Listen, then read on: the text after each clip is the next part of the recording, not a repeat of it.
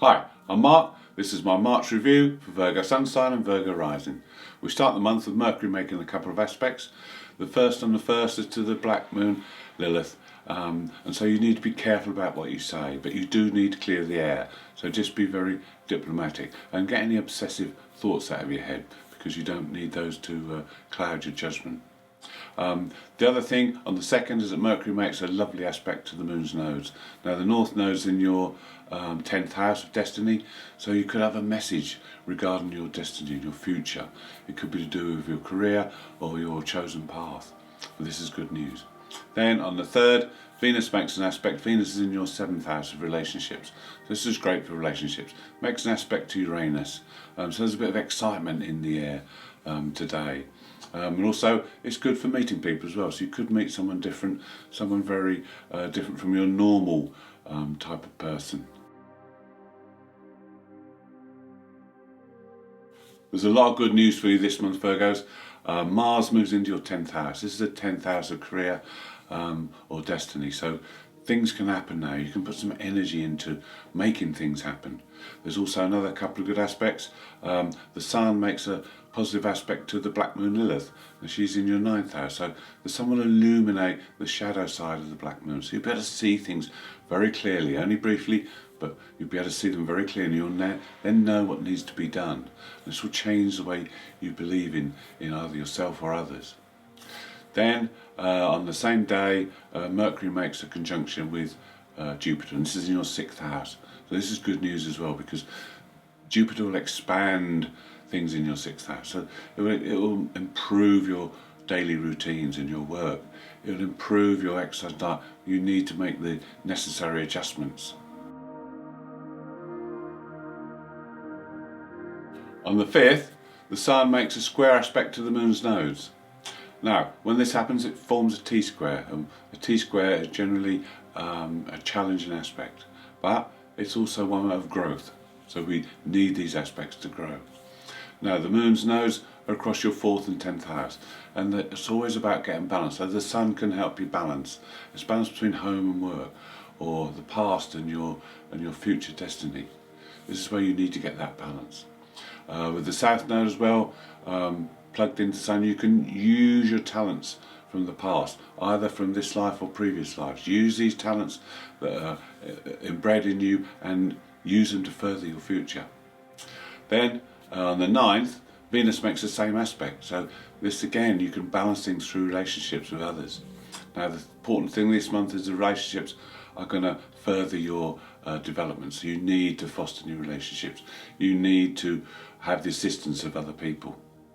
And you can bring new people in your life, because also on the 9th, Venus makes an aspect to the Black Moon Lilith. Now, not only will she soften the fears related to the Black Moon, she'll also bring new people into your life. On the 10th, there's a conjunction between the Sun and Neptune. This is in your opposite sign of Pisces. Now, this can be a very artistic aspect. It can also be a very spiritual one, and you may search for deeper meaning. Also, you'll be more compassionate to others, and you'll be more willing to help other people. Now this is good, because you need the assistance of people this month. You need their help as well, so a little bit of help going each way would be beneficial.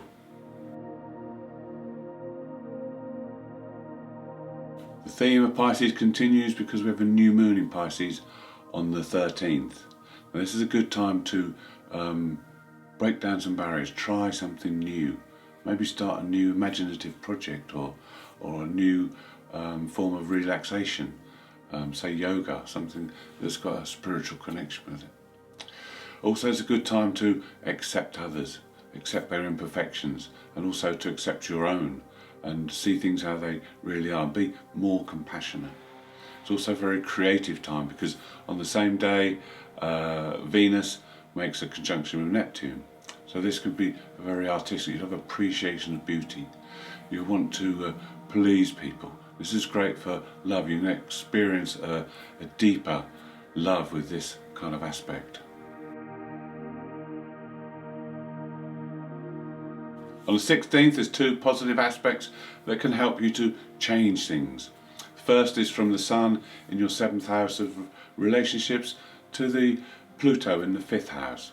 So now you can transform relationships. You can also transform your environment. It's a very creative aspect, so you can use this energy for good. It's also good to investigate things.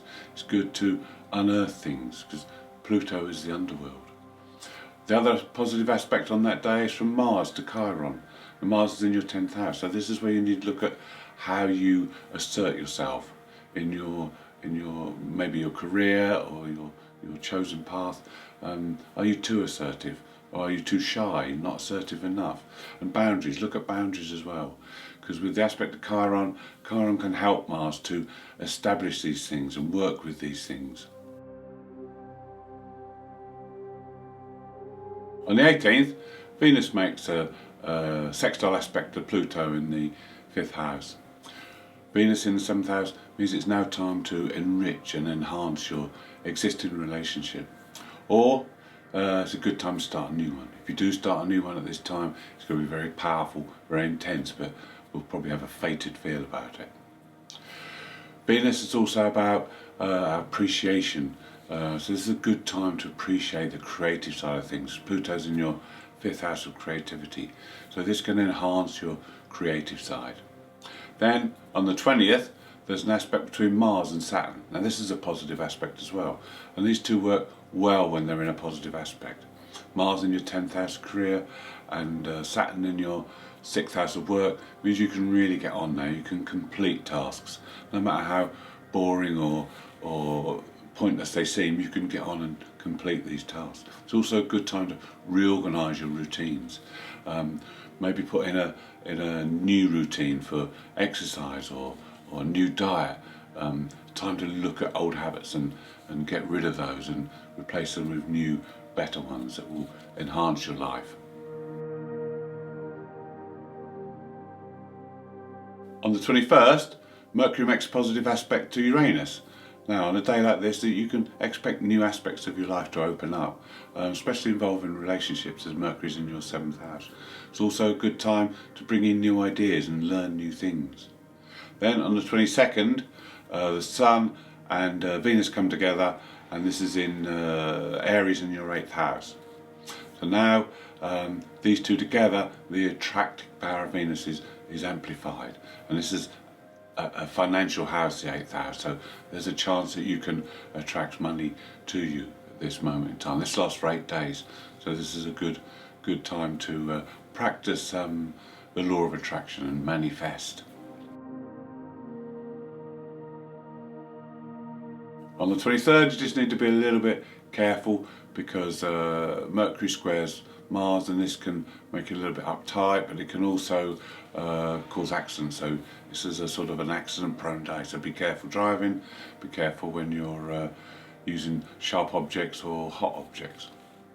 Then on the 25th, there's a great aspect for you, because Mars in your 10th house of destiny conjuncts the North Node, which is our spiritual way forward. So your path will now start to unwind. You'll be able to see clearly where you're going, what it is you need to do, whether it's your career or your chosen path. There'll be opportunities now to make changes and to progress, but don't go too fast. Don't be too impulsive, because Mars can sometimes push you too hard. Make slow changes and make sure they're right and they're in keeping with what you want.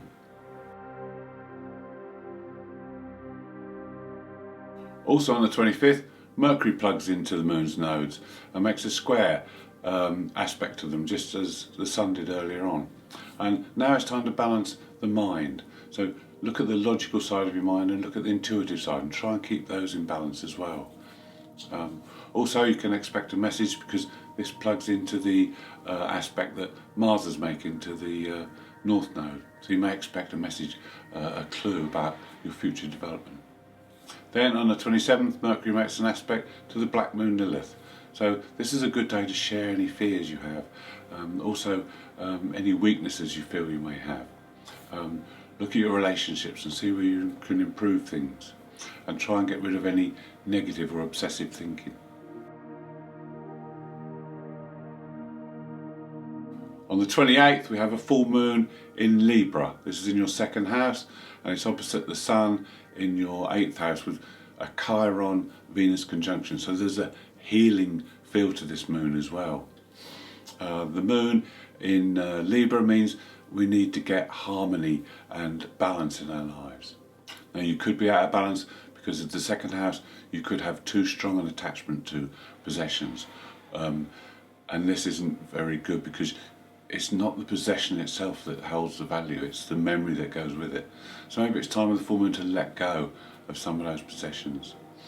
It's also your value system as well. So there may be identity problems here with parents and your values. Maybe you need to look at these and challenge them, because maybe there may be an imbalance there that needs to be brought back into line. And Chiron will help you to do this. Chiron can help heal a wound. It can turn a wound into a gift.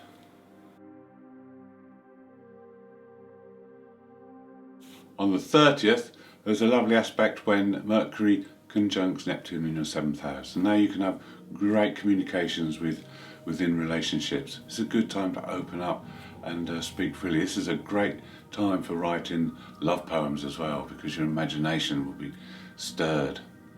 Then on the 31st, the Sun and Venus make an aspect to Saturn in the 6th house.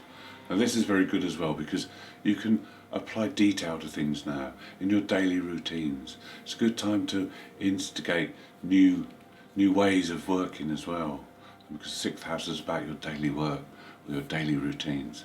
So you can bring in new ideas now, bring in some changes, and it's also a good time to seek advice from an expert. So maybe if you're looking to do a new exercise routine, consult someone who's older and wiser and who can guide you. Same with any of these areas. Make sure that you get good advice before you push forward on these.